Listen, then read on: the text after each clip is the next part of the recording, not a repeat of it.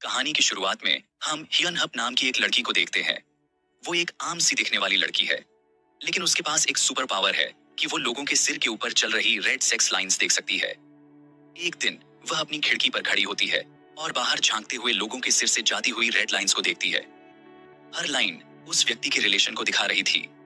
वहीं पर उसे एक लड़की दिखाई देती है जिसके सर से कई सारी लाइंस निकल रही थीं। वो लड़की हियन की तरफ देखकर मुस्कुराकर हाय कहती है, लेकिन हियन घबरा जाती है और जल्दी से दरवाजा बंद कर देती है। फ्लैशबैक में हमें हियन के बचपन का सीन दिखाया जाता है। छोटी सी हियन जब अपने डैड के साथ ड्राइंग बना रही होती है, तभी उसके डैड के सिर से 2 रेड लाइन जाती है। उसकी माँ भी यह देखकर चौंक जाती है और तब उसे पता चलता है कि उसके पति का अफेयर चल रहा है। इस सच्चाई के चलते उसकी माँ अपने पति को जान से मार देती है और तब हियन को एहसास होता है कि अगर वो इन रेड लाइंस को देखती रही तो लोगों की जिंदगियां बर्बाद हो सकती हैं। इसीलिए वह खुद को एक कमरे में बंद कर लेती है और किसी से ना मिलती है ना बात करती है। अब डिप्रेशन में डूबी हियन अपनी जान लेने की भी कोशिश करती है, कभी छत से कूदकर, कभी खुद को चाकू से घायल करके। लेकिन हर बार वो हील हो जाती है जैसे उसे कुछ हुआ ही ना हो। हर चीज उसे सोचने पर मजबूर करती है कि शायद उसके पास कोई मिशन है। अब वह ठान लेती है कि वह इस एस लाइन के राज को सुलझा कर रहेगी कि यह लाइंस क्या हैं और क्या इससे छुटकारा पाना मुमकिन है। इसी बीच उसके गेट पर वह लड़की आ जाती है जो पहले उससे बाहर मिली थी। उसके हाथ में फल होते हैं और वह हियन को गिफ्ट देने आई होती है, लेकिन हियन गेट नहीं खोलती और वह लड़की चुपचाप फल वहीं पर छोड़ जाती है।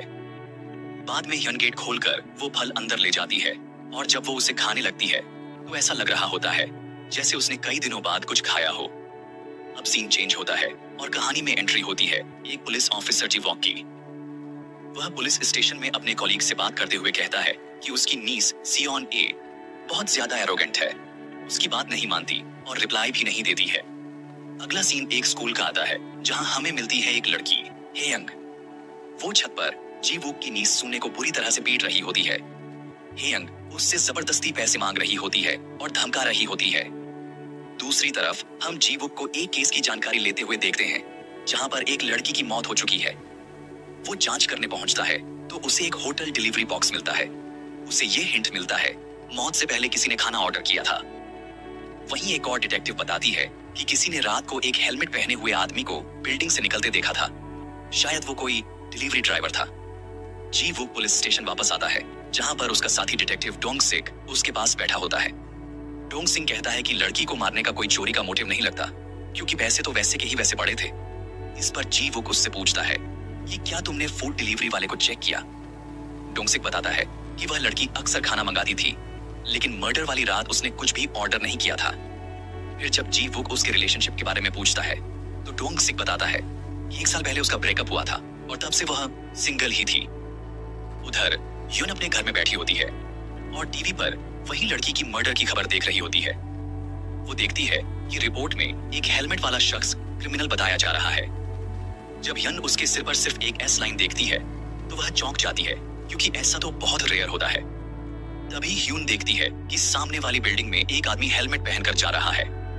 वही लुक, वही अंदाज, तो वह घबरा जाती है और तुरंत पुलिस को कॉल करती है कि कोई अजनबी हेलमेट में अभी अभी सामने की बिल्डिंग में गया है। लेकिन जब वो देखती है कि वो तो एक कपल है, गर्लफ्रेंड और बॉयफ्रेंड, तो वो कॉल को बीच में ही काट देती है। अब सब कुछ अंधेरे में डूब जाता है और ह्यून के चारों तरफ सिर्फ रेड एस लाइंस दिखती हैं, जैसे बहुत ही ज्यादा कोई वार्निंग हो।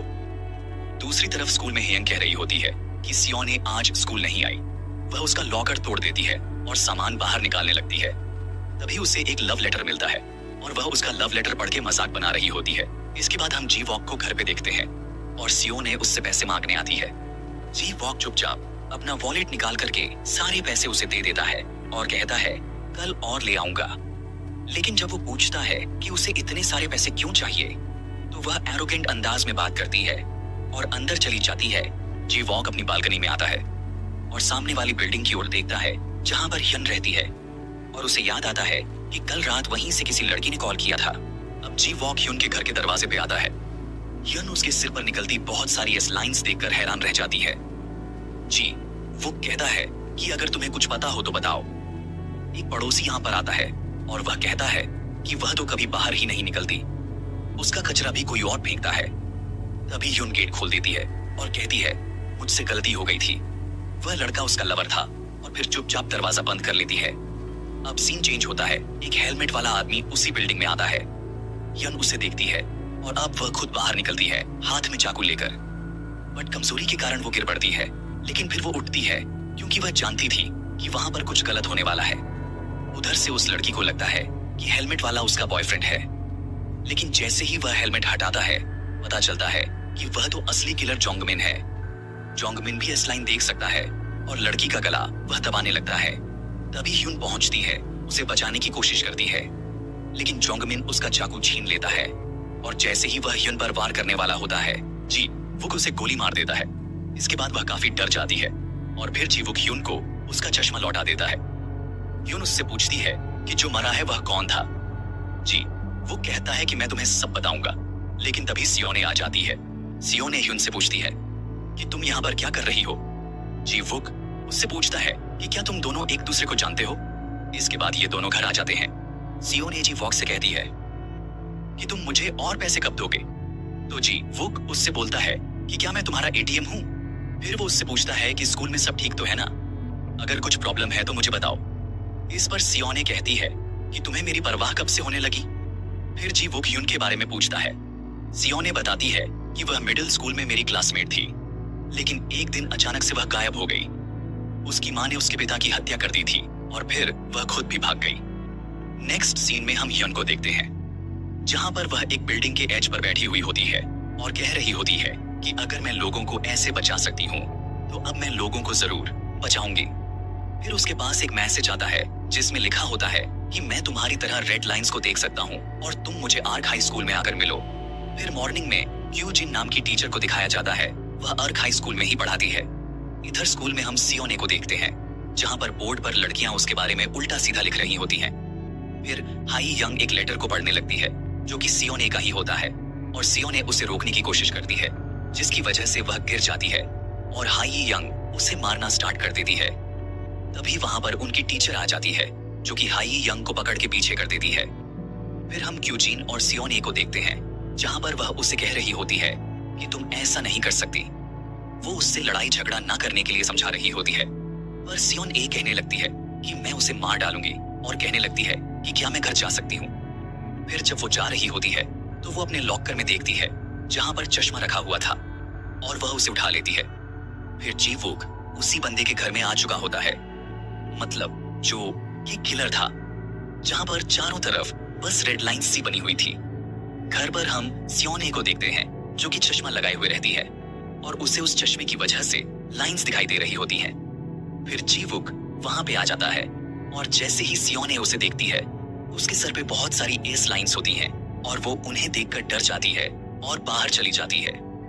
फिर हम ह्यून को देखते हैं जो कि उसे जाते हुए देखती है और यहाँ पर उसे कुछ अजीब लगता है।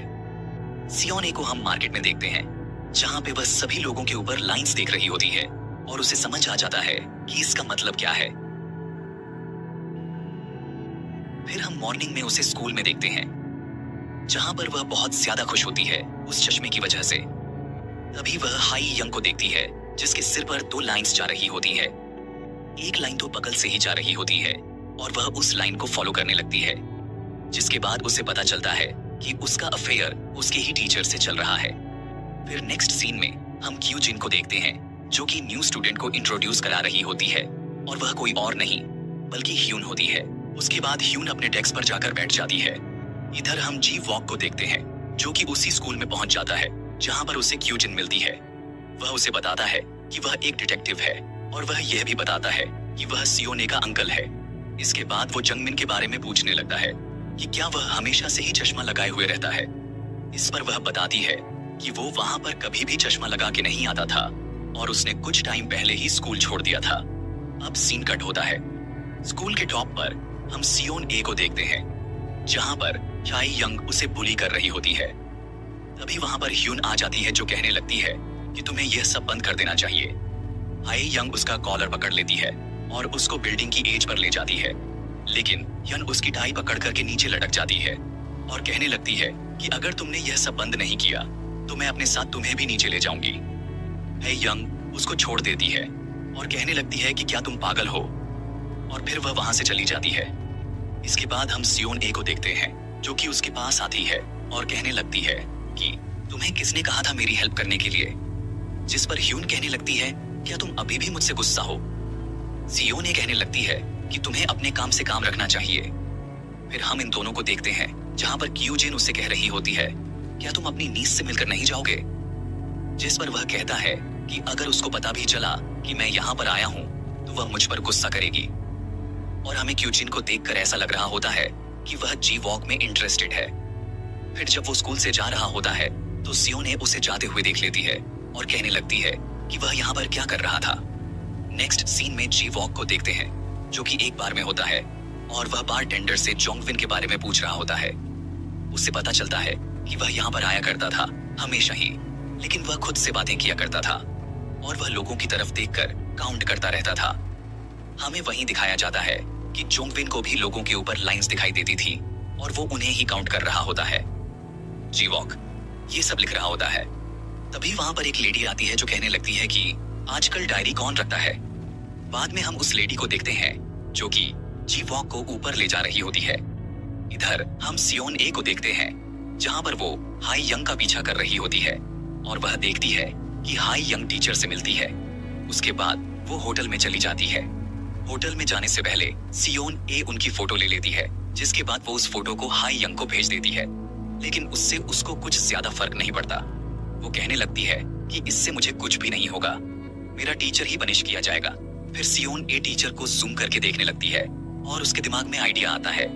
नेक्स्ट मॉर्निंग में हम सभी को स्कूल में देखते हैं जहां पर हम देखते हैं कि वह टीचर भी होता है और सियोन ए उसकी वही फोटो उसे भेजती है और कहने लगती है कि मुझे जल्दी से जल्दी 20 मिलियन वोन ला कर दो, नहीं तो मैं ये सबको दिखा दूंगी। फिर हम हाई यंग को देखते हैं जहां पर वही टीचर उसको डांट रहा होता है।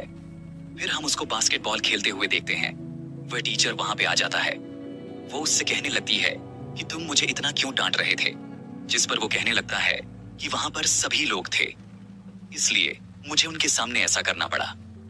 वो टीचर उसी फोटो के बारे में बात करने लगता है और कहता है कि यह सब सियोन ए कर रही है। यहाँ एपिसोड 2 एंड होता है। अगर आप आगे के एपिसोड देखना चाहते हैं तो कमेंट करके बताइए।